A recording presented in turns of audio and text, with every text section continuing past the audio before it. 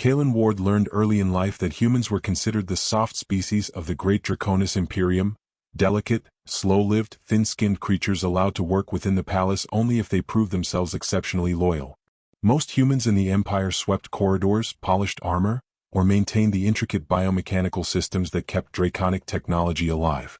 Kalen, however, had earned an unusual post: personal attendant to Princess Cerinthia, the only daughter of Emperor Kalpahax, ruler of 37 star systems and bearer of scales that shimmered like molten planets. Kalen never understood why the Emperor had selected him. He had been 17 then, quiet, observant, a little too good at hiding in corners and listening to conversations not meant for him. Perhaps the Emperor respected that. Dragons valued silence, or rather, the right kind of silence. The silence that came from paying attention. Now, for years later, Kalen moved through the obsidian hallways of the Imperial Palace with the instinctive grace of someone who had memorized every shift of shadow, every hum of floating lanterns, every soft pulse in the biomech walls where the living architecture breathed like a sleeping animal. He knew the palace better than he knew his own reflection. Yet today, as he approached the princess's quarters, the air felt wrong. Not dangerous, just expectant, like a held breath. The palace liked to communicate through sensations rather than words. When something terrible was about to happen, the lights flickered amber like warning eyes. When a celebration neared, the floor vibrated with rhythmic pulses. But this was something quieter. Something almost afraid. Kalen placed a hand on the door. It was warm, too warm, as though the room inside were filled with a fever. He entered. Princess Cerinthia lay curled on her ceremonial sleeping platform, her long serpentine tail tucked beneath her, her humanoid torso shuddering with each shallow breath. Her scale patterns, normally a streaming cascade of violet, gold, and ruby, had faded into a muted gray, as if her colors had drained away during the night. The gill fronds at her temples drooped. Even her 4 elegant horns, which usually glimmered like carved starlight, seemed dull. She looked as though someone had stolen the fire from inside her. Kalen's chest tightened. Dragon royalty were not supposed to get ill. Their biology was engineered over millennia, reinforced with cosmic energy and ritual enhancements. Illness was rare, extremely rare. Usually if a dragon grew sick, it meant an attack of the most insidious kind. Something hidden, quiet, and deliberate. Princess Cerinthia, Kalen whispered, bowing deeply. I brought the distilled moonflower infusion you requested. Her eyelids fluttered. For a moment she seemed too weak to speak. Then her voice emerged, a trembling whisper, still beautiful but frayed around the edges. Leave it on the table. Kalen. Her voice cracked on his name. He set the glowing vial beside her bed. The liquid within shimmered softly, casting fragile light across her fading scales. He wanted to step back, but he couldn't. Something about the air felt heavier near the bed. Dense like fog, though he could not see it. May I call the Imperial healers? He asked. They came, she whispered. They found nothing. Kalen stiffened. Nothing? Impossible. The healers of Draconis Prime could diagnose a disease before it even existed. They sensed disruptions in aura patterns, spirit flame balance, atomic resonance, all the things that defined a dragon's existence. They found nothing. Something was very wrong. A faint tremor ran through the room. The floating lanterns flickered a sharp white, then settled. A strange sound rippled through the floor, like distant scratching. Kalen frowned and glanced around. Princess, did you hear that? She didn't answer. Her eyes were half closed now, her breathing shallow, her color draining more each moment, as if an invisible force was siphoning her vitality. Kalen's instincts prickled. He had always been sensitive to things others ignored. Maybe because humans lived without the natural defenses dragons possessed, his senses compensated. He noticed the temperature of shadows, the way certain corners of rooms felt thicker than others, the way silence sometimes moved like a creature with its own intentions. Humans, he believed, survived by paying attention. He stepped closer to the bed. The air was cold. Not the pleasant cold of winter winds, but an unnatural sharpness that crept through the bones. The temperature difference was stark. Only 2 steps separated warmth from icy breath. Kalen crouched. The shadows beneath the bed were darker than they should be, and the scratching sound was coming from there. Cerinthia, has anything been moved? Any new objects brought into your room? Her tail twitched weakly. No, nothing. But she hesitated, and the hesitation said more than her words.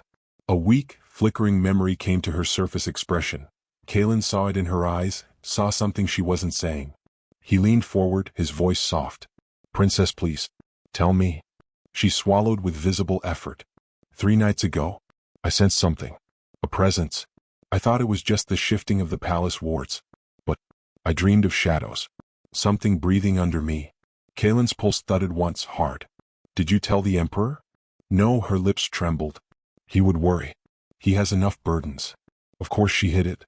She always tried to appear strong even when she shouldn't. Even when it hurt her.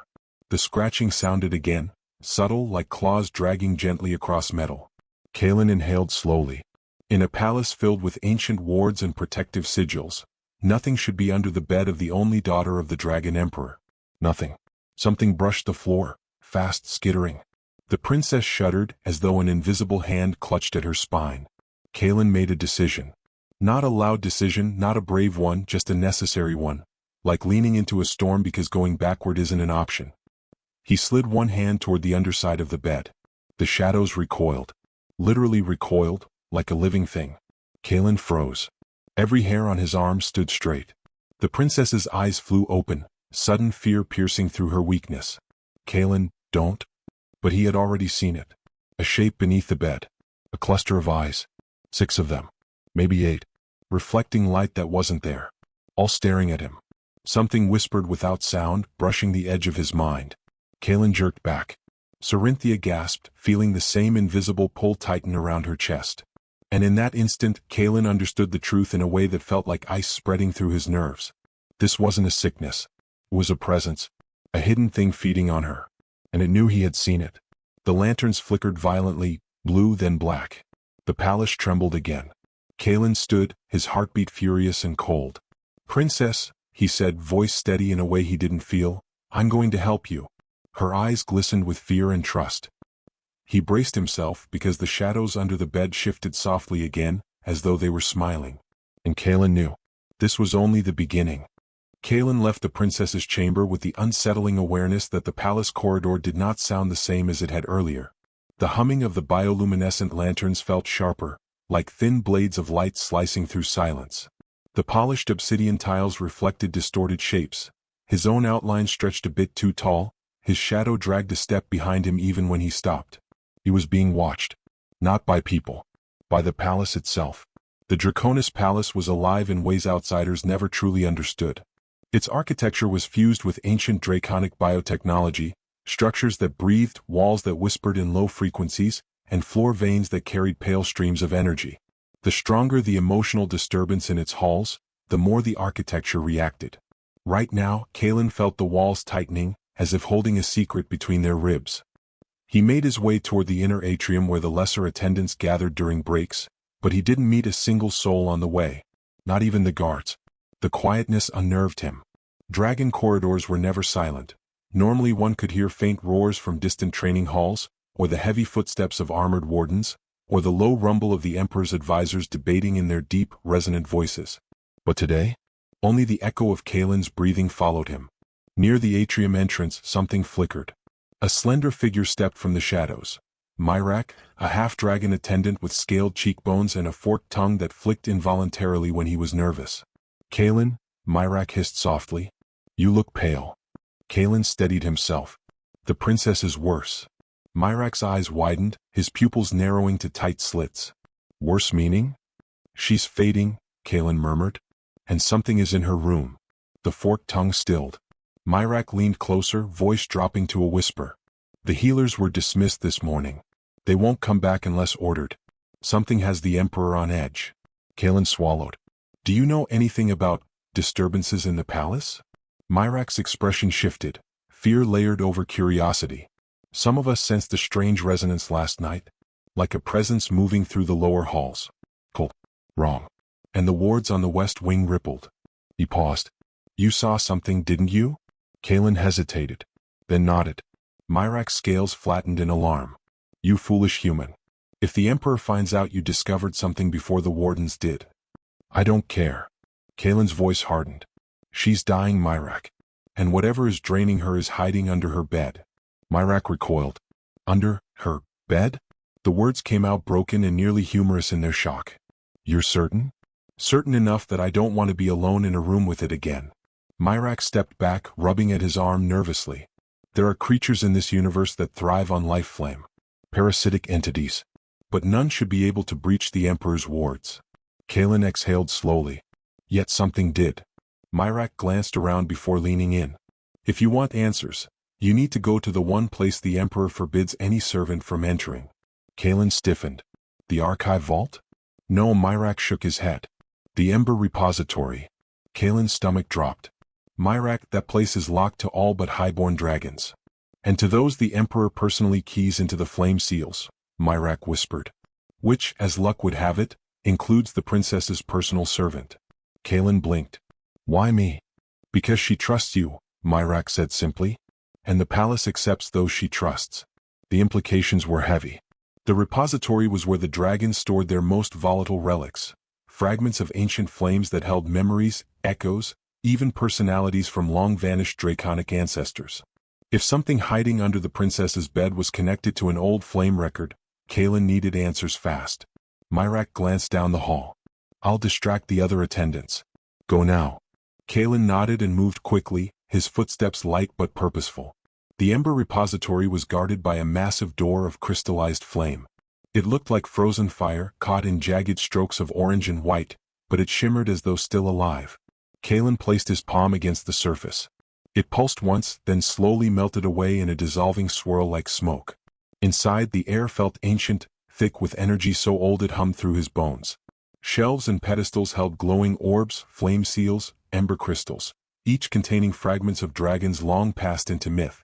The room felt like a memory of a memory, a place too full of echoes to ever be truly silent. Kalen walked deeper. He didn't know exactly what he was looking for, but he felt pulled as if an invisible thread tugged at the center of his chest. A faint whisper drifted through the chamber. Little spark. Kalen froze. He didn't imagine that.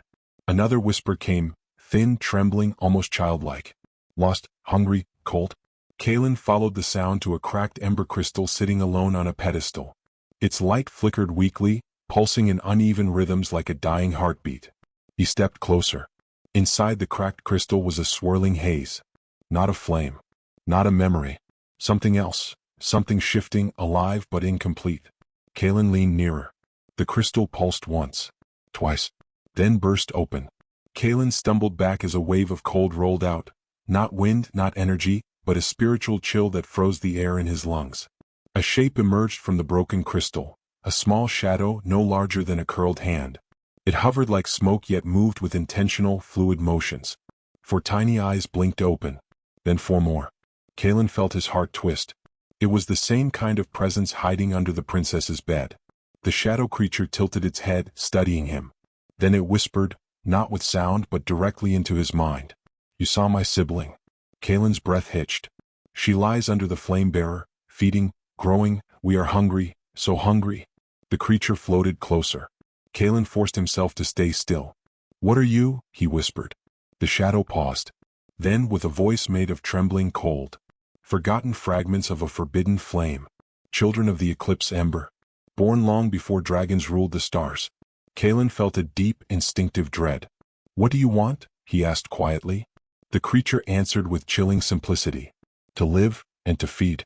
A sudden tremor shook the room, violent, cracking through the shelves like thunder. Ember crystals rattled. The broken creature shuddered. She calls. My sibling calls. The princess weakens. The feast continues. And then, before Kalen could move, the shadow dissolved into mist and vanished through a fissure in the wall, carrying with it a final whisper. Stop us, or she will fall into darkness, forever. Kalen stood frozen. Then he turned and ran. He had no more doubts. Whatever lurked under the princess's bed was part of something ancient, starving and growing stronger. And he was running out of time. Kalen reached the upper palace corridor breathless, his pulse pounding hard enough for him to hear it echo in his ears.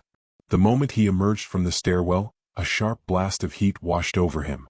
The source, a cluster of wardens sprinting past, armored in bright crimson plating that glowed from internal flame conduits, signaled a situation.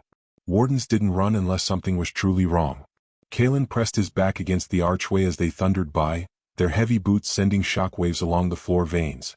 Once the final warden turned the corner, he stepped out and looked down the hall. A faint haze lingered in the air, soft, shimmering, almost like dust illuminated by light.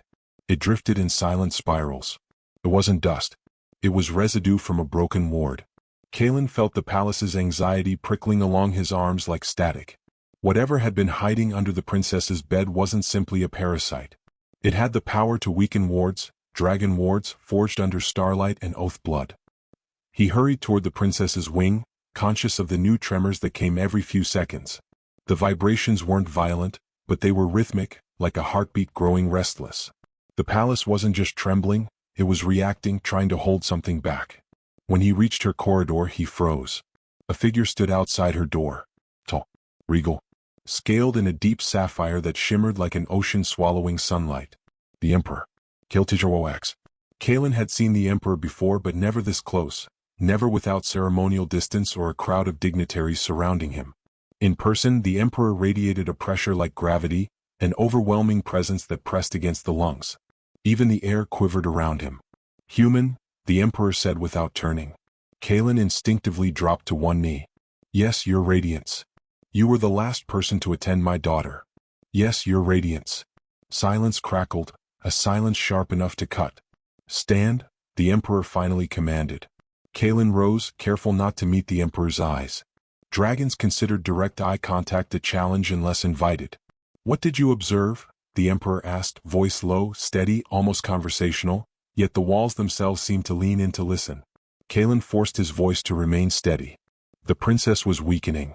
Something in her chamber felt unnatural. The Emperor's tail swished once. A subtle movement, but enough to send a gust of heated air down the corridor. You sensed it? Kildoax murmured. Even though the wardens did not. Kalen swallowed. I am not certain how.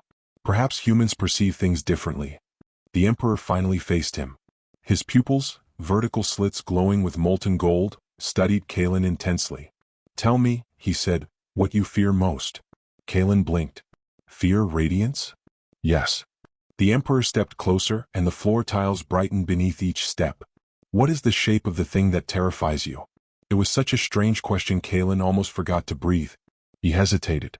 Then he spoke honestly. Losing someone slowly. The Emperor stilled. His massive claws tightened just slightly.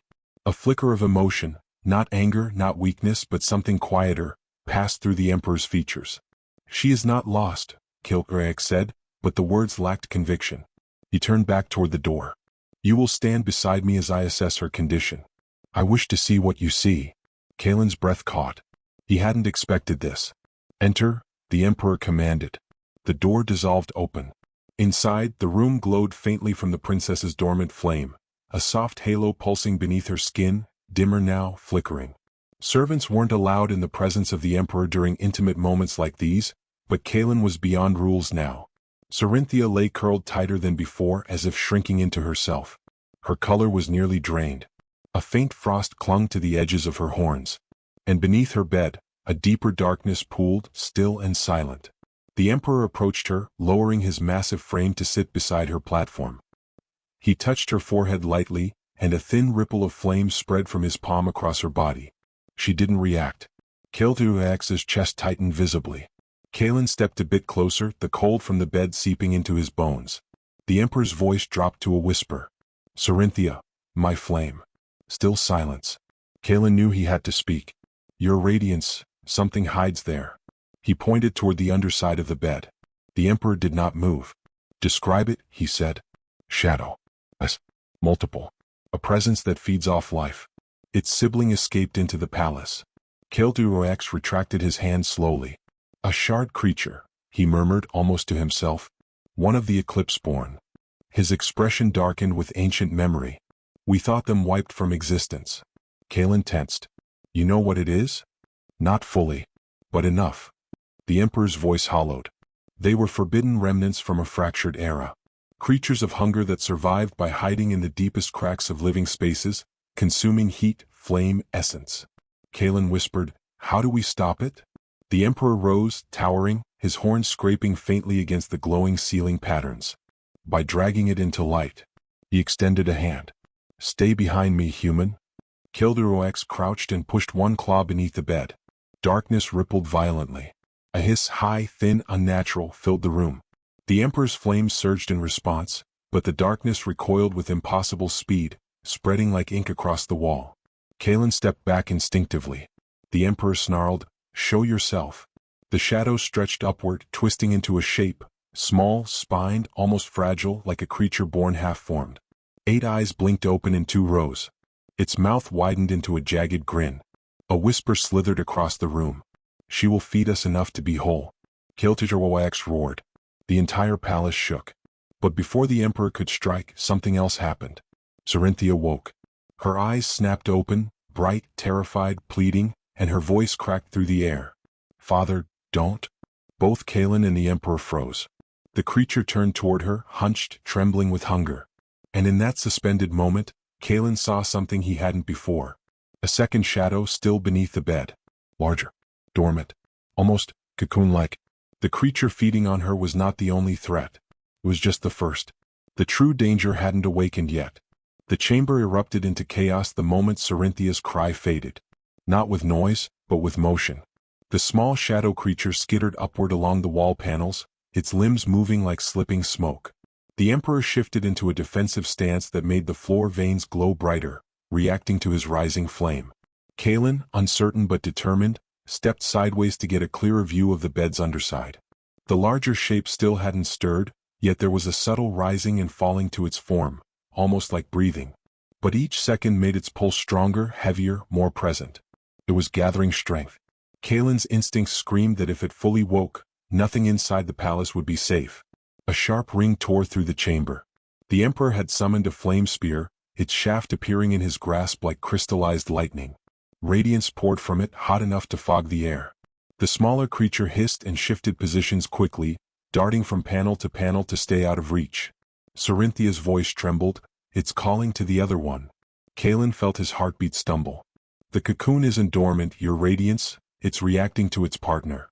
The emperor gave a low rumble, acknowledging without looking away from the shadow.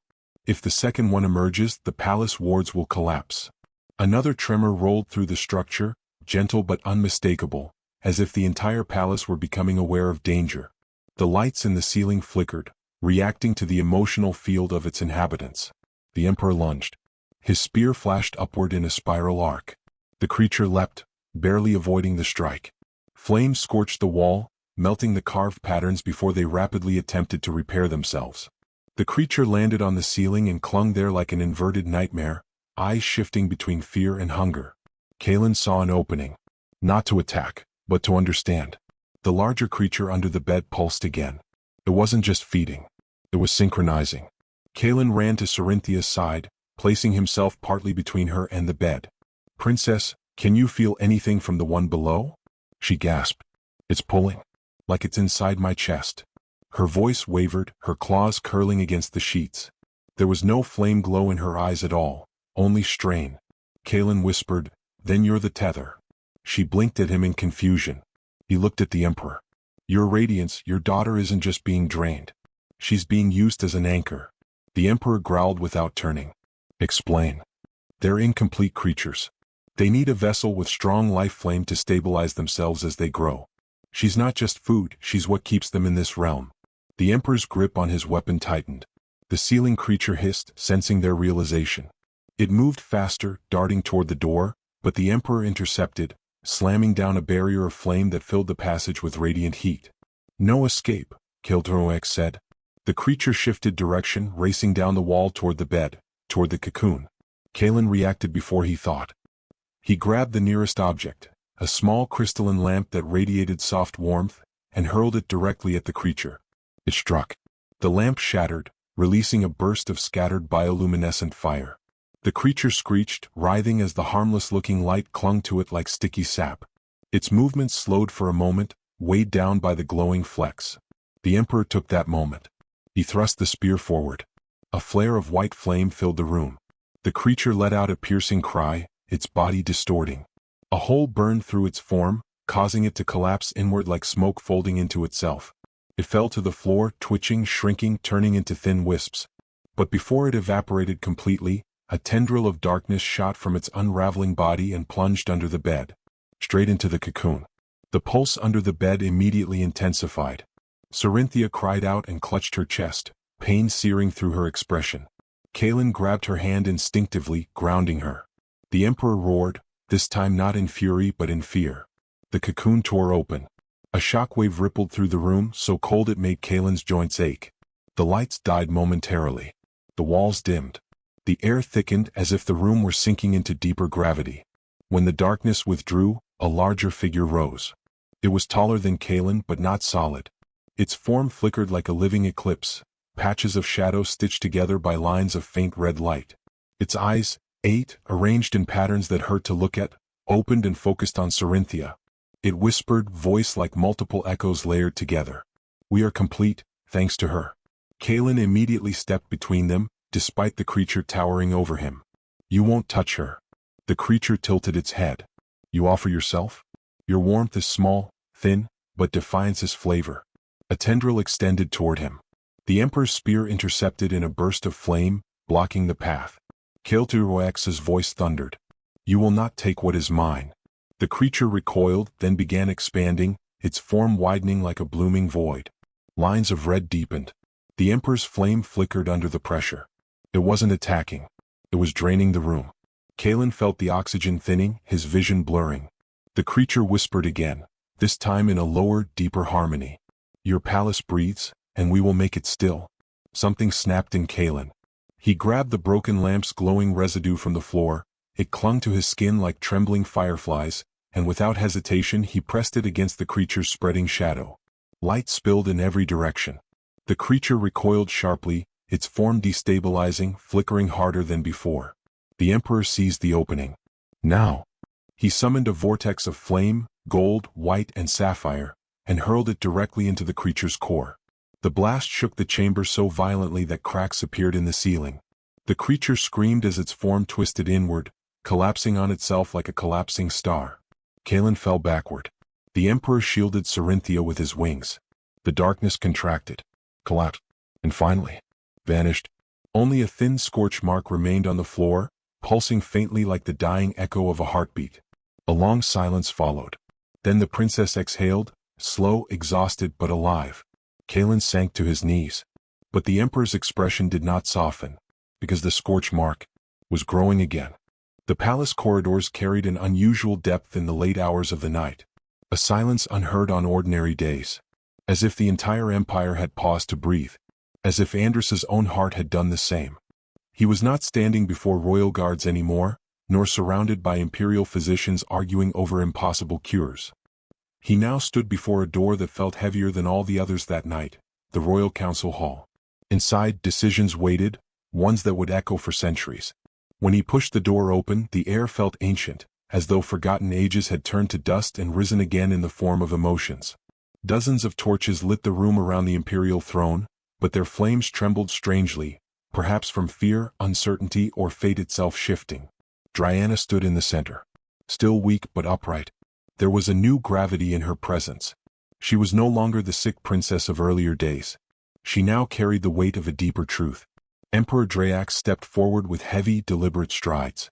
"You both have removed a speck of darkness that has eaten our lineage like a parasite for centuries." His voice flared like fire, yet it carried warmth, not destruction. Andrus lowered his head. "I only saw what was right there. Maybe everyone else overthought it." Diana turned to him gently. "Or maybe no one else had the courage to look for truth in the one place least expected, beneath a child's bed." The counselors, generals, priests, everyone remained silent. It was as if the most honored figures of the empire were suddenly learning from two young souls. For the first time one of the priests spoke. "That dark parasite, it was a remnant of the enemies who targeted our race centuries ago. A mental invader. If it had reached the princess's heart." Diana finished the sentence herself. "I would have died. Or become something I never wanted to be." Andrus swallowed hard. "So it was revenge from an old war? Something your enemies left behind?" The Emperor nodded. "Their final blow. They wanted our empire to fall from within. And they would have succeeded if..." His gaze sharpened toward Andrus. "If you had not been there." Andrus looked away. He was not used to receiving praise, especially not from a ruler, spoken with the weight of gratitude. Diana stepped closer, her voice soft and honest. "You still don't understand what you saved, Andrus. You gave me my life back. Not just by clearing the sickness. You returned the fear I had lost long ago. Fear tells me who I am. And why I must keep living." The council continued staring in quiet awe as though something new, something fragile and powerful, stood between the human and the princess beyond their comprehension. When the meeting ended, the emperor called Andrus to the private garden. Night-blooming flowers spread their perfume into the river-touched wind. For the first time, Drayax looked less like a ruler and more like a father. You know, human, our kind has never trusted outsiders. We are powerful and power has taught us caution. But tonight you proved that trust can come from beyond our borders. He paused. You saved me as a father, not as a king. Andrus bowed. I only did what anyone would. The emperor cut him off immediately. No, not anyone. You risked the princess's life to uncover the truth. You didn't flee from fear, while we hid behind ancient stories and omens. He held out a small metal box. Open it. Inside lay a small blue metal seal, the royal sigil. What is this? Andrus asked quietly. The first mark of the royal guardian. I want to appoint you as my daughter's personal protector. You will remain by her side. You will guard her. And, perhaps in time, you will understand why she wants you close. Andrus's heartbeat stumbled. He sensed Diana nearby, quietly watching from behind the trees, as though she already knew this moment belonged to all three of them. She stepped forward. If you want this, there is no pressure, Andrus. But I don't want this story to end here. Andrus picked up the ring-like seal. He had never imagined that someone of such low status could stand among the Empire's greatest. But perhaps destiny sometimes chooses those who least expect to be chosen. I'll stay. He said it while looking directly into the princess's eyes. Because maybe, I don't want the story to end either. As they walked deeper into the garden, a pale glow slid across the sky, as if an ancient planet had opened its eyes from far away. Diana asked softly, Andrus, were you truly not afraid? Of the thing under my bed? He thought for a moment. There was fear. A lot. But someone had to look, right? Sometimes life hides where the darkness is thickest. Maybe your life was hiding there too. Diana let out a small laugh, weak but genuine. Then it's good you pulled the fear out. And let me live again. The night folded around their silence. Not as an ending, but as the beginning of something neither was ready to name. Dawn spilled across the palace terraces in molten gold and pale violet, brushing the towers with light that seemed almost sacred. The air was calm yet charged, the kind of calm that follows a storm when the world feels different, irrevocably altered. Andrus stood at the highest balcony of the emperor's palace, the city below still asleep, unaware of the chaos that had been a heartbeat away from consuming everything. Cerynthia stepped beside him, her presence lighter now, yet tinged with a new strength. The illness that had gripped her body, and the darkness that had clung to her spirit, was gone. She moved with confidence, yet her eyes betrayed the memory of the ordeal, a shadow that would never fully leave her. You kept your promise, she said softly, her voice catching in the morning light. You stayed even when nothing made sense, even when the world was dangerous.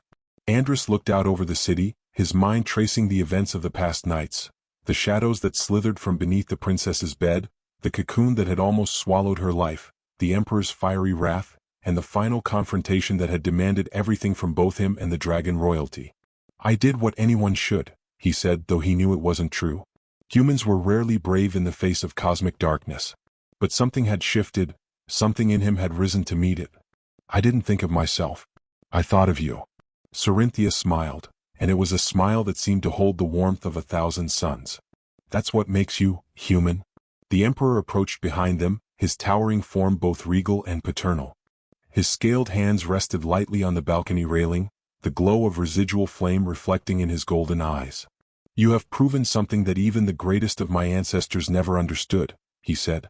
That courage is not measured by power alone, but by the choices one makes when fear is absolute. Andrus, you have earned your place not as a servant, not as a guest, but as protector of my daughter and a friend of the throne. Andrus felt a weight lift from his shoulders.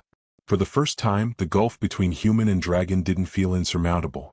There was respect, acknowledgement, and an unspoken promise that his life had been woven into the legacy of this empire. Then the palace trembled faintly, a subtle reminder that even in victory, vigilance was required. But this time Andrus didn't feel panic. He felt readiness. He turned to see Cerynthia, her eyes alight not with fear but determination. We'll face whatever comes next, she said, and her voice carried the same authority as her father's. Together. It was true. Together they were stronger than any shadow, any darkness, Any unseen predator lurking in the corners of the universe? The Emperor nodded, his expression softening into something almost like hope. The threats are never truly gone. But you have reminded me that the future need not be ruled by fear. It can be shaped by those brave enough to confront it. A cool breeze rippled across the balcony, lifting Andrus's hair and brushing against the folds of Cerinthia's garments. Andrus realized that life in the palace would never be quiet again. That the shadows could return. That challenges far greater than the creatures beneath a bed would await them in the corridors of time and stars. Yet for the first time he felt ready. Later, in the vast gardens of the palace, the princess walked through blooms whose petals shimmered faintly in residual magic, each flower seemingly aware of the battle that had been won. Andrus followed closely, their steps synchronized, unspoken trust binding them. "Do you ever wonder," he asked, "what would have happened if I hadn't looked under your bed?" Cerinthia chuckled lightly, the sound clear and unburdened. "Then I suppose the empire would be darker. And perhaps the dragons would have learned too late that humans are not to be underestimated." He smiled at that, understanding the weight of her words. Humanity, small, fragile, and often underestimated, had carved its mark among beings of immense power. And sometimes, the smallest actions were enough to tilt the balance between survival and annihilation. As they reached the edge of the gardens, Andrus stopped and turned to the princess. "I don't think this story ends here," he said. She looked at him knowingly. "No, it never does. Every shadow we conquer, every danger we face, it leads to another beginning. And perhaps, one day the universe will finally understand why humans are capable of so much." High above them, a single star lingered, untouched by the dawn, gleaming like a witness to their trials. The Emperor stood behind them, watching silently, proud but mindful, knowing that the human he had once doubted had become an integral part of the Empire's destiny. Andrus finally allowed himself a long, steady breath, letting the crisp morning air fill him with a sense of permanence. He had walked through darkness, faced unimaginable threats, and discovered a courage within himself that even dragons respected. Cerinthia reached out, taking his hand. "Let's go inside. The Empire awaits, and we have a future to shape." Together, human and dragon, protector and princess, they stepped forward. Every shadow they had faced had been a lesson. Every fear had been a reminder. And the morning light stretched across the palace walls, bathing the world in brilliance. A world where courage, trust, and humanity could flourish even among gods and dragons. Somewhere in the distance, the faint echo of the creature they had defeated whispered no longer. Silence, not of fear but of possibility, stretched into the horizon. And in that silence, a promise lingered. The universe may hide darkness in the corners, but courage, human courage, could always bring it into the light. And with that, their story for now had reached a triumphant close, leaving the memory of shadows and light forever intertwined in the hearts of those who survived, and the legacy of one human who dared to look under the bed.